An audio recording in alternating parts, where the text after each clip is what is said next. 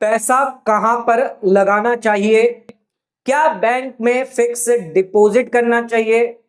क्या post office में fix deposit करना चाहिए या प्रॉपर्टी में निवेश करना चाहिए?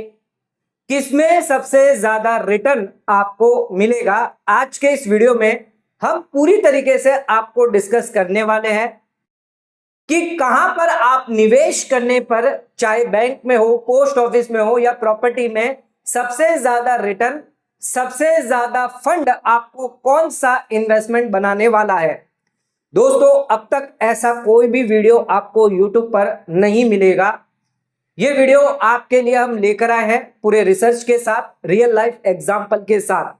आपको एग्जाम्पल के साथ बताएंगे जिसमें आपको पूरी तरीके से समझ में आएगा कि किस तरह से आपको निवेश करना चाहिए, किस में आपको निवेश करना चाहिए। अच्छा, फाइनल डिसीजन आपका रहता है। हम यहां पर सिर्फ आपके लिए एक प्रॉपर इन्वेस्टमेंट लेकर आते हैं जहां पर ये बताते हैं, अल्टरनेटिव बताते हैं कि किस में आपको निवेश करना चाहिए। ये हमारी कोई फाइनेंशियल एडवाइस नहीं है। आप अपने कंसल्टेंट या फाइनेंशियल एडवाइजर से पूछ सकते हैं, उसके बाद ही निवेश करें।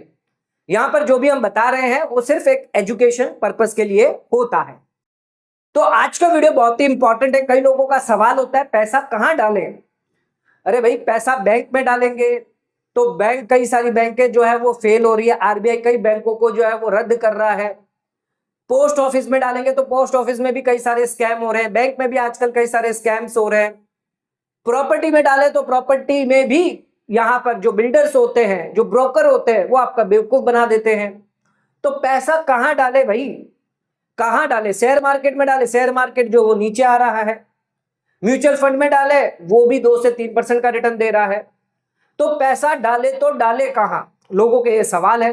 तो हमने ये 3 इन्वेस्टमेंट ऑप्शन लिए हैं।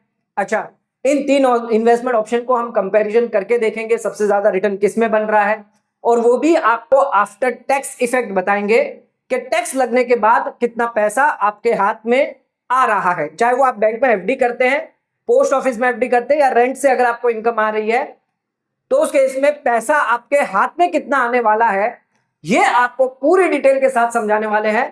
तो वीडियो बहुत ही इंपॉर्टेंट है, तो वीडियो को एंड तक जरूर देखें। चैनल पर नए तो सब्सक्राइब करें और बेल आइकन पर ऑल नोटिफिकेशन पे क्लिक करें। कई लोग वीडियो को लाइक तो कर रहे हैं लेकिन लाइक का बटन नहीं दबा रहे, तो प्लीज आपसे निवेदन है, लाइक का बटन जरूर दबाएं।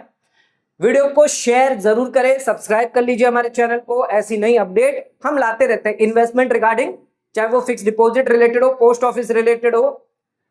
तो आज का वीडियो बहुत ही इंपॉर्टेंट है, बहुत ही जरूरी है, तो प्लीज एंड तक जरूर देखें। आइए स्टार्ट करते हैं अपना आज के वीडियो को और जानते हैं पैसा कहां लगाना ज्यादा सही है, रिटर्न कहां आपको ज्यादा मिलेगा, बैंक में एफडी करने से, पोस्ट ऑफिस में एफडी करने से, या फिर प्रॉपर्टी में निवेश करने से, कौन आपको सबसे ज्यादा फायदा दे सकता है। सबसे पहले बात करते हैं, अगर आप बैंक में फिक्स डिपॉजिट करते हैं तो उस केस में मान लीजिए आपके पास 1 करोड़ रुपया है। मैं मान लेता हूं मेरे पास 1 करोड़ रुपया है, हालांकि नहीं है लेकिन मैं मान ले रहा हूं कि मेरे पास 1 करोड़ रुपया। वैसे आपको भी मान लेना, या जो भी आपके पास इन्वेस्टमेंट है, चाहे 20 लाख हो, 30 लाख हो, जितना भी हो, एग्जांपल हम ले रहे हैं। 1 करोड़ रुपया अगर मेरे पास है और मैं बैंक में एफडी करता हूं 10 साल के लिए। अच्छा, मैंने यहां पर लिया है 10 साल के लिए। आप चाहें तो 2 साल, 3 साल, 5 साल भी निवेश कर सकते हैं, कोई जल्दबाजी नहीं है। अब ध्यान रखिएगा, यहां पर जो बैंक है वहां पर हम जो कंपाउंडेड करने वाले हैं वो एनुअली करने वाले, एनुअल बेसिस पर मान के चल रहे हैं कि बैंक यहां पर आपका एफडी का जो ब्याज है वो कंपाउंडेड करेगी। यानी पहले साल का जो ब्याज आपके ईयर एंड में आएगा, उसका ब्याज जो है वो अगले साल आपको ट्रांसफर हो जाएगा, और वो ऐसे ऐसे ट्रांसफर होते होते कंपाउंडिंग होता जाएगा। इसी के साथ ध्यान रखिएगा, फिलहाल अभी जो गवर्नमेंट बैंक है उसकी रेट ऑफ इंटरेस्ट हम ले रहे हैं।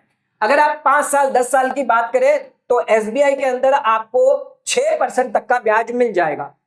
6% का रिटर्न जो है, इंटरेस्ट जो है, वो आपको मिल जाता है एसबीआई बैंक के अंदर। आप चाहें तो प्राइवेट बैंक में भी कर सकते हैं, वहां पे आपको थोड़ा ज्यादा मिलेगा। स्मॉल फाइनेंस बैंक में भी डाल सकते हैं, वहां पे ज्यादा और आपको मिल जाएगा। अच्छा, इसमें एक रिस्क रहेगा कि 5 लाख रुपए तक का इंश्योरेंस आपको एसबीआई देगा। तो आप चाहें तो 1 करोड़ का निवेश आप अलग अलग 20 बैंकों में कर सकते हैं, जहां पर सभी बैंकों में 5-5 लाख आप पार्क करके एफडी का इंटरेस्ट कमा सकते हैं। तो अगर आप ये करना चाहें तब ये कर सकते हैं, अदरवाइज एक बैंक में भी डालेंगे एसबीआई जो बैंक है वो नामी बैंक है, बड़ी बैंक है, तो उसमें आपको डर नहीं रहता है। लेकिन स्मॉल फाइनेंस बैंक अगर आप कर रहे हैं तो वहां पर आप अलग अलग बैंकों में जो है वो करें, या प्राइवेट बैंक ऐसी बैंक है जो बड़ी बैंकें नहीं है, तो वहां पर आप जो है वो अलग अलग बैंकों के अंदर पैसा डाल सकते हैं।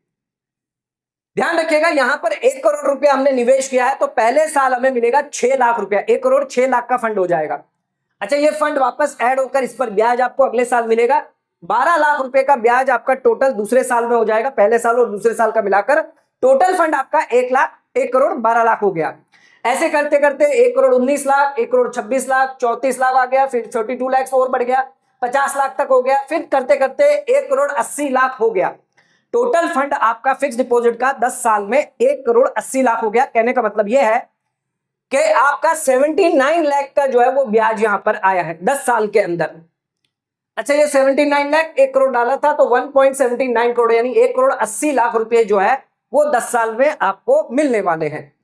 लेकिन यहां पर एक चीज इंपॉर्टेंट है कि टैक्स यहां पर आपको लगेगा, और अगर आप 30% स्लैब में आते हैं तो 30% तो आपको नॉर्मल टैक्स और 4% आपका सेस हो जाता है। 31.20% टैक्स रेट आपको लगेगा। अब ये 79 लाख में से अगर मैं 31.20 कम कर दूं यानी 25 लाख रुपए मुझे टैक्स देने पड़ेंगे 10 साल के लिए। तो 10 साल आप समझ के चल रहे कि आप एफडी में पैसा डाल रहे हैं, लेकिन 31.20% तो आपका टैक्स ही ले जाएगा। 25 लाख रुपया तो आपका टैक्स ले गया, तो कितना बचा आपका? 54 लाख रुपीस बचा। अच्छा, इसमें भी ध्यान रखिएगा आपको इन्फ्लेशन का भी इफेक्ट होगा, तो 2 से 3% आपकी इन्फ्लेशन भी जाएगी, तो ये पैसा और भी आपका वैल्यू में देखा जाए तो वो और भी कम हो सकता है। हम यहां पर इन्फ्लेशन कंसीडर अभी नहीं कर रहे हैं। तो 54 लाख मान के चलते हैं, ये आपको 10 लाख इतना ब्याज जो है 10 साल में दिया जाएगा। 54 लाख का टोटल फंड आपका हो गया 1 करोड़ 54 लाख रुपए का। तो 54 लाख आपको 10 साल में ब्याज इतना दिया जाएगा आफ्टर टैक्स, टैक्स कटने के बाद। तो ये पहला ऑप्शन है। बैंक में अगर आप फिक्स डिपॉजिट करते हैं 10 साल के लिए तो आपको 54 लाख आफ्टर टैक्स जो है इतना पैसा आपके हाथ में आने वाला है। दूसरा ऑप्शन आ जाते हैं, अगर हम बैंक में एफडी ना करके प्रॉपर्टी में अगर निवेश करते हैं, रेसिडेंशियल प्रॉपर्टी।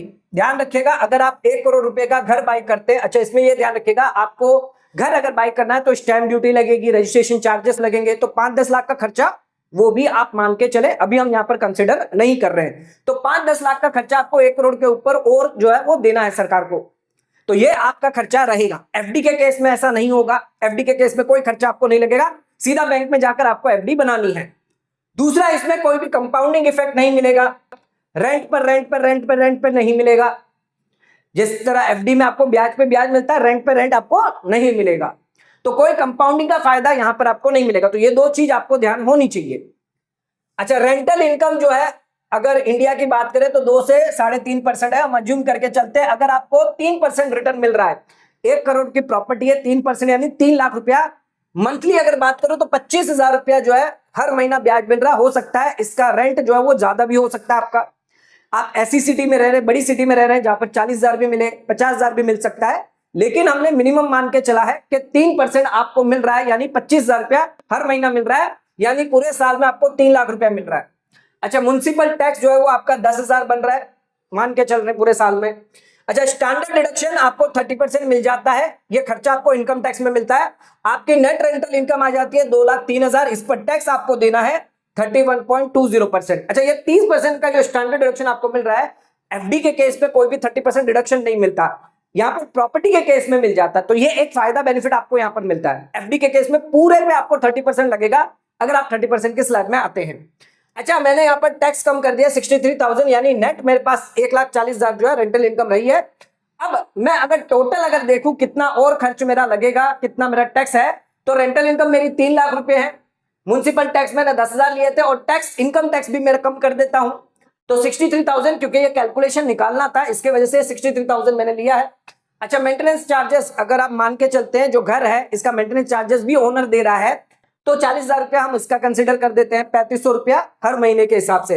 अच्छा, ब्रोकरेज चार्जेस, आपने घर लगवाने के लिए ब्रोकर रखा हुआ है तो उसको पैसा दे रहे, कुल 10 साल में 1-2 बार खाली होता है, वापस लगता है, तो मान के चलते 40-50,000 लगेगा, तो मैंने 5,000 रुपया लिया है 1 साल के बेसिस पर। टोटल कुल आपकी रेंट इनकम हाथ में कितनी है? 1,82,000। अगर 10 साल की मैं बात करूं तो 18,20,000 रुपया आपके पास आए। तो बैंक में अगर आप एफडी करते हैं 1 करोड़ की तो आपके पास आ रहे हैं 54 लाख रुपए। लेकिन वहीं पर अगर आप रेजिडेंशियल प्रॉपर्टी में 1 करोड़ रुपया निवेश कर रहे हो और मान के चल रहे 3% रिटर्न आपको यहां पर रेंट पे मिल रहा है, तो इस केस में आपको 18,20,000 ही मिलेगा। ये देखने में थोड़ा आपको बहुत अजीब लग रहा है क्योंकि यहाँ पर 3% है और वो वहां पर हमने गिना था 6% के हिसाब से। तो यहाँ पर आपको 18,20,000 रुपये जो है वो मिलने वाले हैं, यानी बहुत ही डिफरेंस है। इस केस में आप एफडी में जा सकते हैं। आप ये सोच रहे हैं, आगे मैं और आपको बताऊंगा। अब हम ये मानकर चलते हैं आपको 3% नहीं, आपको 5% मिल रहा है। भाई रेंट थोड़ा ज्यादा मिल रहा है, अच्छी हाई एरिया में आपने घर जो वो परचेस किया हुआ, वहां पर रेंट इनकम ज्यादा आ रही है। तो 5 लाख रुपया यानी 41,600 पर मंथ का ब्याज आप इंटरेस्ट सॉरी रेंट आपको मिल रहा है 5 लाख के हिसाब से। 10,000 कम कर दिया, 30% स्टैंडर्ड डिडक्शन कम करने के बाद, ये सिर्फ हम टैक्स कैलकुलेशन पर्पस के लिए ले रहे हैं कि 1,07,000 जो है मुझे इस 5 लाख पर टैक्स देना है।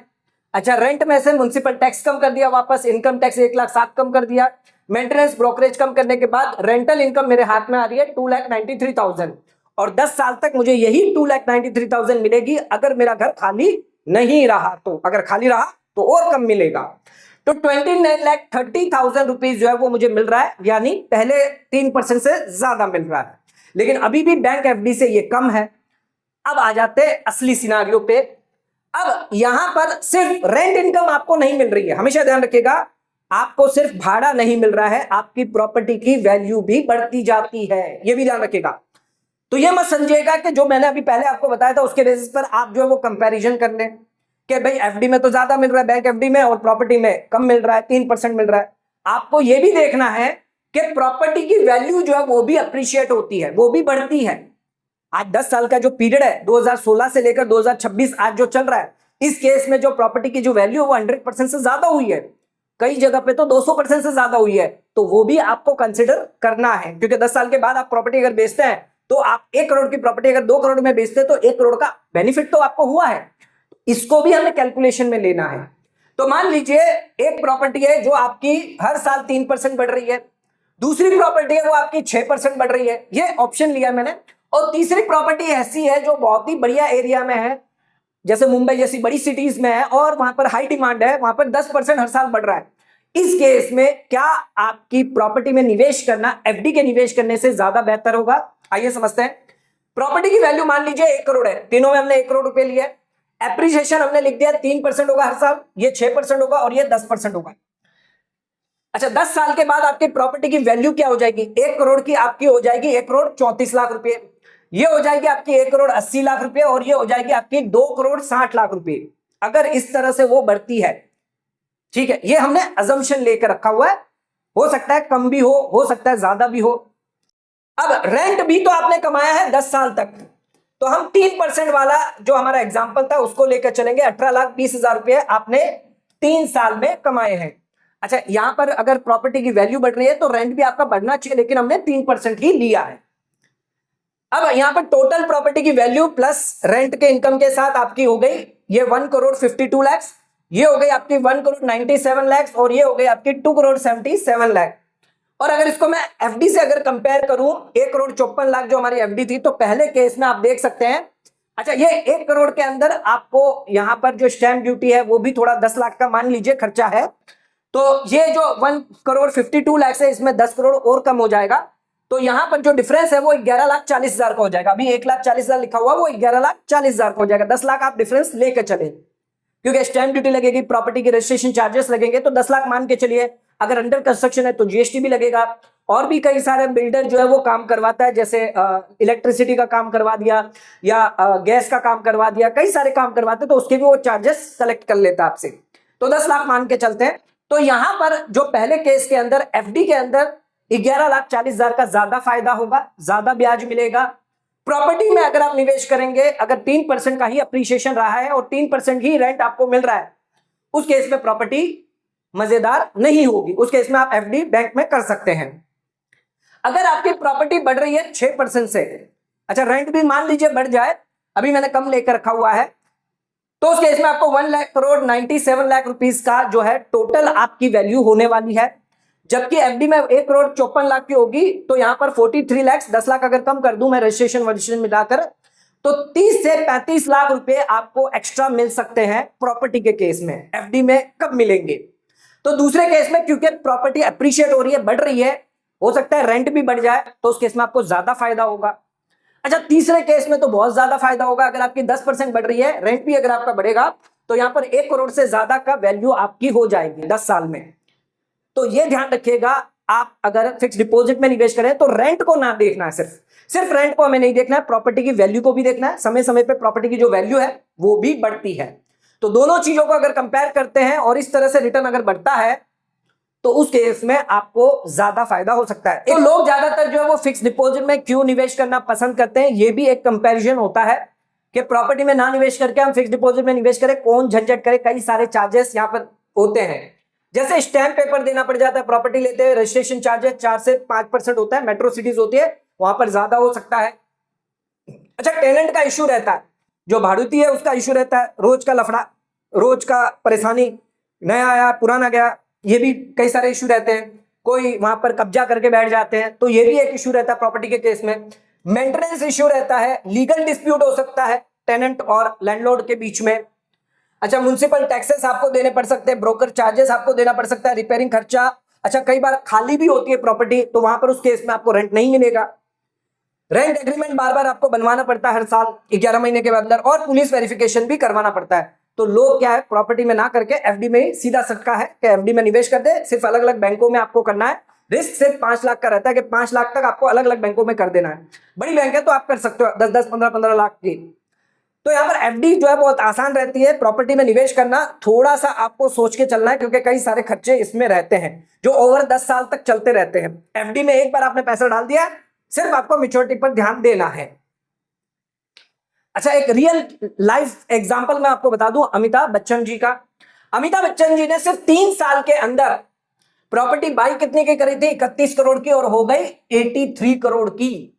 मुंबई के अंदर एटलांटिस प्रॉपर्टी है जिसको उन्होंने बेचा है 83 करोड़ के अंदर। 4 BHK, 5 BHK, 6 BHK का घर था, और यहां पर जो है 168% प्रॉफिट जो है वो हुआ है सिर्फ 3 साल के अंदर। ये आप सोच सकते हैं, सिर्फ 3 साल के अंदर 168% का प्रॉफिट हुआ है। तो प्रॉपर्टी में वैल्यू आपको मिलती है। अगर आपकी प्रॉपर्टी ऐसी लोकेशन पे है, ऐसी जगह पे है जहां पर प्रॉपर्टी के दाम आगे फ्यूचर में अगर बढ़ते हैं, या गवर्नमेंट के कोई प्रोजेक्ट आते हैं, तो उस केस में आपकी जो वैल्यू है वो बढ़ जाती है, डबल हो जाती है सीधा। भाई, आज से 2000 के समय जब प्रॉपर्टी की वैल्यू 5 लाख की थी, आज उस लैंड की कीमत जो 1-1 करोड़ तक बढ़ चुकी है। कई ऐसी सिटियां हैं जहां पर प्रॉपर्टी की वैल्यू बढ़ जाती है। तो यहां पर आप रियल एग्जांपल मैं आपको बता रहा हूं, 31 करोड़ में खरीदी थी और 83 करोड़ में बेची है। अच्छा, ये 3 साल प्रॉपर्टी खाली नहीं रही है। कृति सेनन, हीरोपंती की जो हीरोइन थी, उन्होंने यहां पर जो है रेंट पे लिया हुआ था, और उन्होंने 10 लाख रुपए पर मंथ रेंट पे लिया हुआ था, यानी कि 1 करोड़ 20 लाख हर साल तो रेंट आ रहा था। तो कुल मिलाकर कम से कम 3 करोड़ 60 लाख रुपया जितना जो रेंट आ गया, और 83 लाख की प्रॉपर्टी और बेच दी। अराउंड 87 करोड़ रुपया जो है वो उन्हें यहां पर मिला है। और 31 करोड़ अगर उसमें से कम भी आप कर दो, तो आसानी से 50 करोड़ जितना फायदा उन्हें बेनिफिट हुआ है। तो आप देख सकते हैं कितना ज्यादा, डबल से ज्यादा 168% प्रॉफिट उनको हुआ है। अच्छा, अगर मैं बात करूं 2016 से लेकर 2026 की, तो जमीन की कीमतें और घर की कीमतों में स्क्वायर फीट के हिसाब से मैं बताऊं कितनी क्या रेटें बढ़ी हैं सिटीज के हिसाब से। अगर मुंबई की बात करें, 40,000 स्क्वायर फीट था 2016 में, लेकिन 2026 में हो गया 75,000 स्क्वायर फीट। 88% लैंड की कीमतों में बढ़ाव हुआ है। बेंगलुरु की अगर बात करें, 8,000 स्क्वायर फीट से रेट जो थी वो 20,000 स्क्वायर फीट आ गई है, 150% बढ़ी है। दिल्ली की बात करें तो 30,000 से 60,000 हुआ है, 100% की यहां पर बढ़ोतरी हुई है। कोलकाता की बात करें, 6,500 स्क्वायर फीट से ये हो गया 12,000 स्क्वायर फीट, 85% प्रॉपर्टी की रेट बढ़ी है। हैदराबाद की बात करें, 6,000 स्क्वायर फीट से 18,000 स्क्वायर फीट है, 200%। और चेन्नई की बात करें, 7,000 से 15,000, 114%। अगर जमीन के अलावा घरों की बात करें तो 125%, 157%, 220% तक बढ़ी है हैदराबाद के अंदर घरों की कीमतें। तो आप सोच सकते हैं, अगर आप प्रॉपर्टी में निवेश करते हैं, प्रॉपर्टी की अगर रेट आगे बढ़ती है, तो आपको एफडी से ज्यादा फायदा मिल सकता है। अच्छा, हमने 2 चीजें पढ़ ली, बैंक एफडी कर सकते हैं, प्रॉपर्टी में निवेश कर सकते हैं। तीसरा हमारा है कि अगर आप पोस्ट ऑफिस में अगर निवेश करते हैं, फिक्स डिपॉजिट करते हैं, तो कितना ब्याज आपको मिलेगा? प्रॉपर्टी या एफडी से, बैंक एफडी से ज्यादा ब्याज मिलेगा। आइए समझते हैं। आपने 1 करोड़ रुपया जो है वो इन्वेस्टमेंट किया है पोस्ट ऑफिस की फिक्स डिपॉजिट में। यहां पर ध्यान रखिएगा कंपाउंडेड क्वार्टरली होगा, हर 3 महीने में पैसा कंपाउंड हुआ, और पेबल जो है वो यहां पर ईयरली किया जाएगा, यहां पर मैच्योरिटी पर नहीं किया जाएगा। बैंक एफडी में आपको मैच्योरिटी पर किया जाता है, लेकिन यहां पर आप पैसा जो है वो ईयरली किया जाएगा, जिसकी वजह से आपको कंपाउंडिंग का फायदा नहीं मिलेगा, सिर्फ जो 4 क्वार्टर है उसमें ही आपको बेनिफिट मिलेगा। 7.5% रेट है, पोस्ट ऑफिस एफडी है। पहले 5 साल में आपको कितना ब्याज मिल जाएगा? 38,56,000 रुपए। दूसरे 5 साल में आपको 38,56,000, यानी टोटल 10 साल में आपको 77 लाख का ब्याज मिलेगा। अगर 1 साल की बात करो तो 7,71,000, और मंथली की बात करो तो 64,280 का ब्याज आपको मिल रहा है। अच्छा, ये 77 लाख आपको मिल रहा है, जबकि बैंक एफडी में आपको 79 लाख रुपीज मिल रहे थे बिफोर टैक्स, ये भी अभी बिफोर टैक्स है। अच्छा, इसको मैं अगर आरडी में निवेश कर दूं, री इन्वेस्टमेंट में जो एफडी इंटरेस्ट जो है वो आरडी में कर दूं मंथली 64,300, 6.7% रेट पे 9 साल के लिए, क्योंकि पहले साल तो आपको ब्याज मिलेगा नहीं एफडी से, पहले साल के एंड में मिलेगा ना, तो मैं जब से मिलेगा तब से हर महीना 64,300 रुपया जो है वो डालता रहूंगा अगले 9 साल तक। तो दोनों बराबर आ जाएंगे, एफडी भी बराबर आ गया, आरडी भी बराबर आ गया।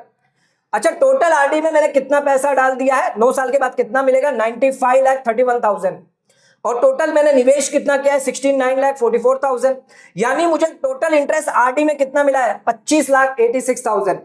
ईयरली आपका था 2,87,000। कुल अगर दोनों का ईयरली देखें तो 10 लाख रुपए का ब्याज आपको ईयरली मिल रहा है। अच्छा, टोटल एफडी और आरडी का इंटरेस्ट मिलाऊं तो 77 लाख और 25,86,000, टोटल आपका हो गया 1,03,00,000 रुपए। 1,03,00,000 रुपए का ब्याज आपको मिल रहा है बिफोर टैक्स। अच्छा, इसमें टैक्स अगर मैं कम कर दूं 31.20%, तो 71 लाख रुपीज जो है वो आपको पोस्ट ऑफिस एफडी में दी जा रही है। लेकिन इसमें क्या करना होगा? आपको एफडी प्लस आरडी दोनों में निवेश करना होगा। तो इस केस में 71 लाख रुपीज आपको मिल रहा है। बैंक एफडी ना करके अगर आप पोस्ट ऑफिस में एफडी करेंगे तो ज्यादा फायदा आपको होगा। बैंक एफडी में आपको आफ्टर टैक्स 54 लाख रुपीज मिल रहा है, लेकिन यहां पर आपको 71 लाख रुपीज मिल रहा है। लेकिन अगर प्रॉपर्टी की बात करें, इसको अगर प्रॉपर्टी से मैं कंपेरिजन करूं तो इस केस में पहले केस में आपको पोस्ट ऑफिस एफडी में करना चाहिए। अच्छा, दूसरे केस में भी ध्यान रखिएगा, यहां पर आपका जो है 1,71,00,000 हो गया, लेकिन अभी भी आप प्रॉपर्टी में अगर देखेंगे तो 1,97,00,000 है। 10 लाख कम भी कर दो तो 1,87,00,000 है। तो अभी भी यहां पर सेकंड और थर्ड ऑप्शन के अंदर जहां पर प्रॉपर्टी के रेट बढ़ेंगे, जहां पर रेंटल वैल्यू बढ़ेगी, रेंट इनकम बढ़ेगी, तो उस केस में आपको ज्यादा फायदा होगा प्रॉपर्टी के केस में। जबकि आप बैंक एफडी में नहीं मिलेगा इतना रिटर्न आपको, ना ही पोस्ट ऑफिस एफडी में अगर मिलेगा, अगर प्रॉपर्टी के रेट बढ़ती है। तो ये कंपैरिजन जो हमने किया है bank FD, post office FD और प्रॉपर्टी को लेकर, तो आप इस तीनों को जो है वो कंपैरिजन कर सकते हैं और अपने सूझबूझ के हिसाब से, अपने एक्सपीरियंस के हिसाब से आपको जहां निवेश करना चाहे आप कर सकते हैं। एक बार अपने कंसल्टेंट से जरूर बात कर ले निवेश करने से पहले, फाइनेंशियल एडवाइजर जो भी आपका होता है। हम सिर्फ आपको डायरेक्शन बता देते हैं किस तरह से आपको निवेश करना चाहिए, कहां पर आपको ज्यादा पैसा बन सकता है। तो ये सिर्फ एक एजुकेशन पर्पस के लिए बताते हैं। तो दोस्तों, आज का वीडियो अगर आपको पसंद आया तो वीडियो को लाइक शेयर सब्सक्राइब करना ना भूलें, वीडियो को ज्यादा शेयर करें ताकि और लोगों तक इसकी नॉलेज पहुंच सके। आज का वीडियो समाप्त करते हैं, धन्यवाद।